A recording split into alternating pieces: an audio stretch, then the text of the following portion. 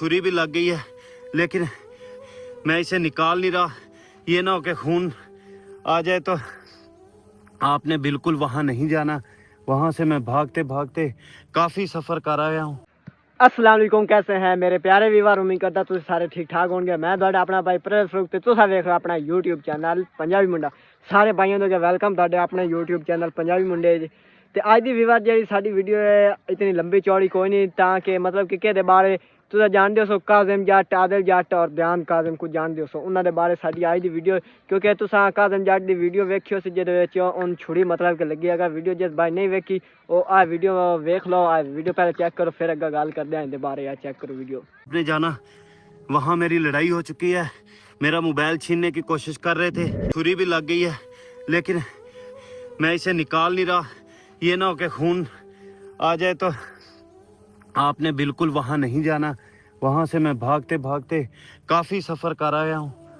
तो आपने वहाँ नहीं जाना। वो व्यूअर तुसें वीडियो चेक कर लाई उसी ते साडी आई वीडियो शुरू करन तो पहले सच दसन पहले जिस भाई ने किया साडी चैनल सब्सक्राइब और जल्दी कर दे सब्सक्राइब, वीडियो कर दे बिल्कुल लाइक। मैं दोस्तों इतना ज़्यादा तंग नहीं कर रहा, थोड़ी मर्जी करे लाइक करो सब्सक्राइब करो, थोड़ी मर्जी ना करो सिर्फ एक रिक्वेस्ट आई कर दी है।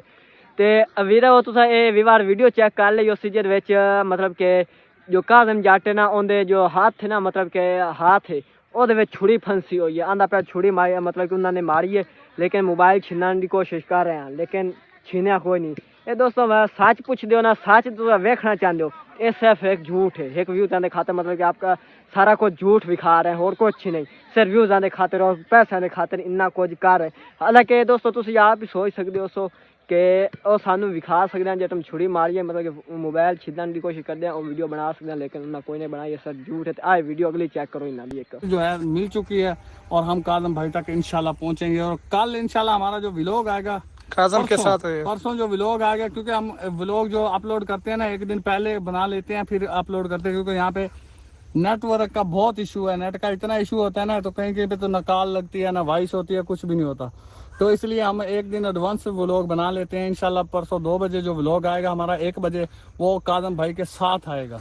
अच्छा सोनू, कैमरे आगे बंद कर देने हैं, ठीक है, क्योंकि आबादी है, कोई और मसला ना बन जाए। तो अभी चल रहे हैं, कैमरे बंद कर दो, क्योंकि आगे पता है यहाँ पे जो कोई देखता है ना जो वीडियो बना रहे क्या कर रहे हैं, सारे इकट्ठे हो जाते हैं। फिर व्यूअर तुसा ये वाली वीडियो चेक कर ली उसी आदिल जट होरियन, मतलब कि उन्होंने कहा जस्ट साडी अगली इंशाल्लाह वीडियो अपलोड होई उसी ना उससे मतलब काज़िम जट होई साडे नाल साथ हुसैन, मतलब कि हाले कहीं लेकिन आवन वाले व्लॉग साडे नाल हुसैन। लेकिन पता लग चल जासी तुसी वीडियो वेंदे हो तो असा वेंदे पता चलता आमदे कि नहीं आमदे, सिर्फ झूठ है क्या। इंशाल्लाह वेट करते हैं आज या अपलोड हो, जैसे सुबह अपलोड हो, जैसे उन्हें व्लॉग अपलोड तो करना पता लग जाता गल तो रहने वाले कि नहीं रहने वाले। तो दोस्तों शाम का टाइम हो चुका, चेक कर लो ना, मतलब कि साढ़ा तो शाम का टाइम हो चुका, चेक कर लो। तो तुस ये भी चेक किया सी जे आदिल जट नाल कह रहे हैं, मतलब कि सामना मतलब कि कैमरा नहीं खोलन देंगे ज़्यादा आवाम इतने ना, मतलब कि इकट्ठे हो जाते हैं ये वो, सिर्फ एक दोस्तों बहाना है, नहीं तो आवाम इकट्ठी कोई नहीं। तो अज तक उन्होंने व्लॉग वेखे, उन्होंने व्लॉग उन्हें अज तक कोई बंदा नहीं विखाया भैया बस साढ़े को बंदे इकट्ठे हो। चलो ठीक है, औरतें नहीं विखा सकते ना, वो नहीं कैमरे रगवा लाओ, तो लेकिन आवाम तो विखा सकते हैं। कोई इंसान कोई बंदा मतलब कि वेखो आवाम इकट्ठी हुई होती सिर्फ ये कैमरे की वजह जिस टाइम असं वीडियो बनी जाए। ये सब दोस्तों झूठ एक व्यूज़ की खातिर हो रहा है। बाकी काज़िम जट ने कोई छुड़ी लगी हो, सिर्फ एक दिखावा, बस दिखावा कर रहा है।